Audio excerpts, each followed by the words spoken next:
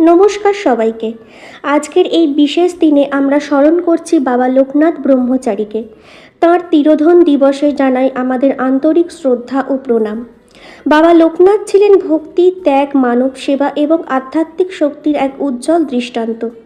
তাঁর জীবন আমাদের শেখায় কিভাবে সত্য, ধৈর্য এবং ঈশ্বরের প্রতি অটুট বিশ্বাস নিয়ে জীবনযাপন করতে হয়। আজও অসংখ্য ভক্ত বিশ্বাস করেন যে বাবা লোকনাথ তাঁদের বিপদে রক্ষা করেন এবং সঠিক পথ দেখান।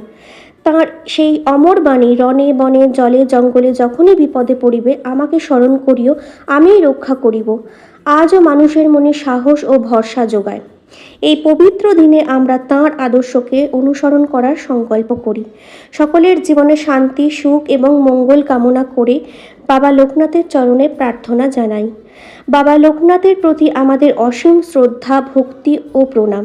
জয় বাবা লোকনাথ। সবাই ভালো থাকুন, সুস্থ থাকুন এই কামনা করি।